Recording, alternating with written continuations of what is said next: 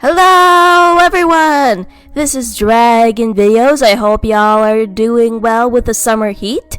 And once again, welcome back to another segment of the Owl House. So yeah, Season 2 has been a huge roller coaster, and I know a lot of us are bummed about how Season 3 is going to be right now.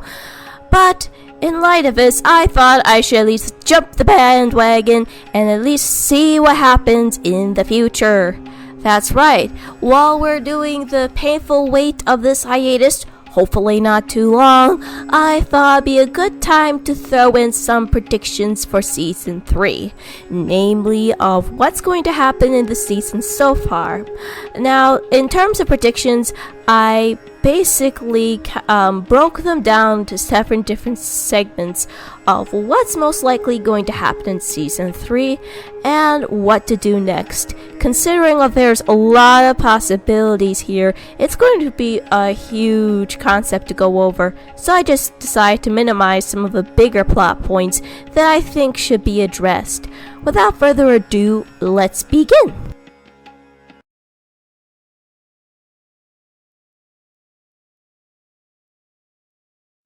When we last left our heroes, King made a bold sacrifice in order to get loose and the others to the human realm safely as the portal was collapsing, and of course, the Collector playing the Owl House.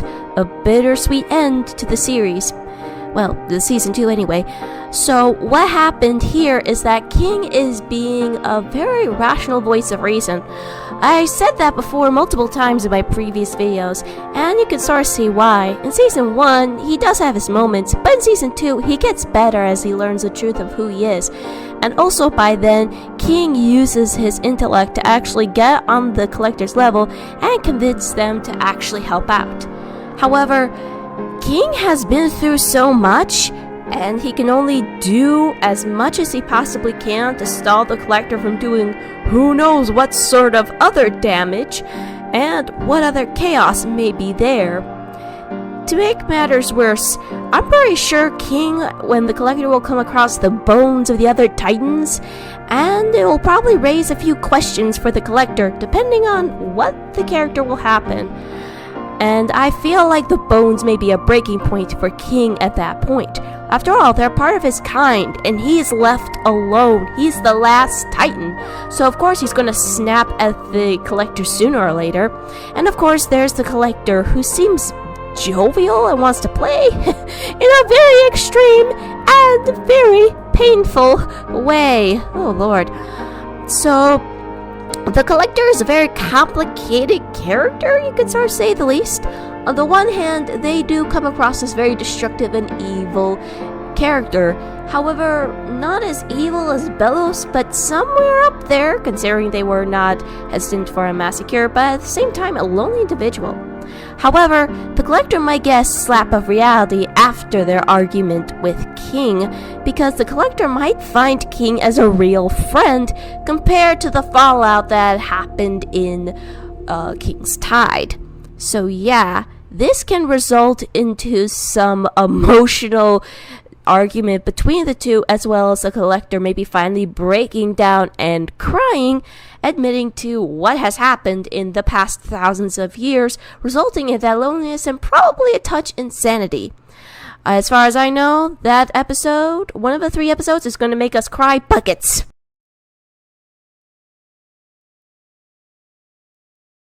So, word has been going around that there's possibly a musical episode in the Owl House series, which definitely is of no surprise considering of how the music is so well done in the Owl House, but we've yet to have, like, songs in the show, and I do feel like one of the possible songs we could find is Between Rain and Ida, I've yet to hear the voice actor of Ida sing, but that will be pretty cool of how it's going to be set up, especially considering of how the duet between Rain and Ida definitely played such a great tune. And then there's the Collector.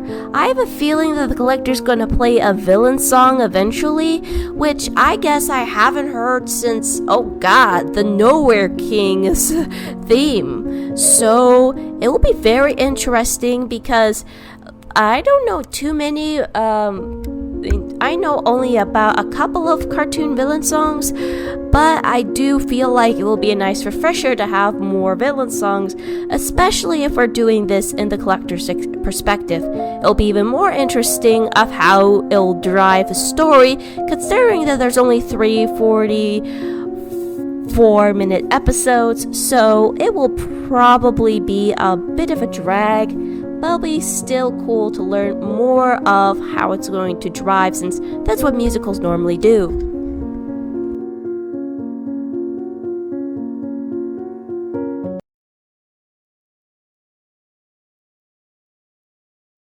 Ah, yes. The man who started all this hell in the first place for the Boiling Isles, and practically tried to kill them all with the draining spell with the assistance of the Collector. But his tendency to backstab people on more than one occasion definitely backfired him in more ways than one. Well, on the bright side, at least we won't have to deal with him anymore.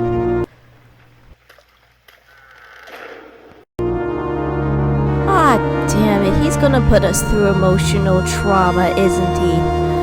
Well, putting that aside, we definitely know for a fact he finally got his wish of being back into the human realm, and is no doubt probably going to be dealing with the up-and modern world. For many of you who are probably figuring that he may possess Hunter, I don't think so, because since Hunter is in close relationship with friends now, like actual bona fide friends, they might know something's up even if Hunter acts the least bit strange, so that's kind of out of the park. The likely person I know who would be possessed would be this dude. I mean, he practically can easily be manipulated. After all, he easily fall for Camilla's lies and had no problem of blabbering about all the possibilities of the demon realm and the history behind it. So of course there's no doubt in my mind that he'll be the most likely guy to be wormed into being a puppet for Emperor Bellows in the Venom symbiote way. I also know that he may play a few mind games with Luz while being in the human realm once he figures it out. And then of course, I do feel like another possible character would be V, because V is most likely to absorb his whatever magic he has left, including his curse. Another thing to point out is that in the episode Yesterday's Lie, he was supposed to make a supposed to be caught up in some sort of self-fulfilling prophecy, so that could also be a key player in that too. Okay, so last time we saw these two together, they left on not some very good terms. And of course, part of a reason why Camila wanted nothing more was for her daughter to actually go and have a healthy relationship with people. In the beginning, you definitely have mixed feelings, as I've said multiple times, but I'm gonna push that aside because I've already beaten it to death at one point or another. But putting all those negative traits aside, she really is a caring mom, not only supporting Luz's creativity, but also going as far as protecting V from Jacob Hopkins, the lunatic, from having to dissect her and exploit V in a horrible way. However, this will always forever bother us. I promise you'll stay here. I didn't mean to push you away. I swear things will be different. Mom, it's not you. It never was. Promise me, Luz.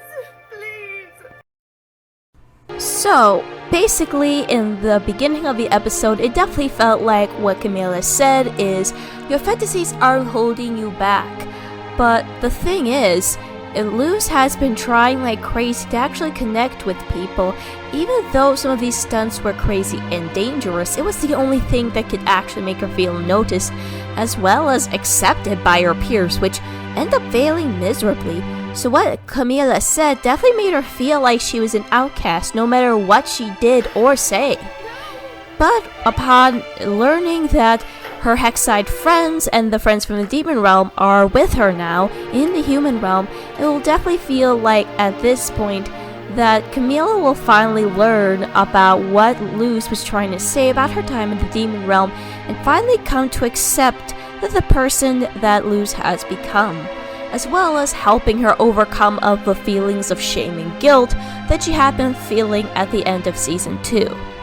Not only that, but I'm pretty sure on Camila's part of her character growth is not only while she's protecting the rest of the Hexside crew from crazy humans, she will also finally overcome her own grief and guilt and help Luz become a better person in a much healthy way than she did in the first episode, especially when it comes to the final countdown.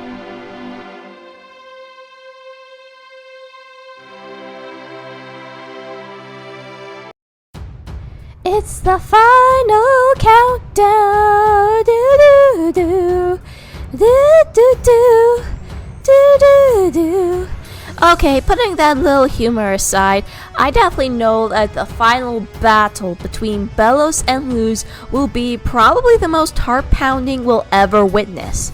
Now, how the battle is going to go down, it's going to come in many different shape or form.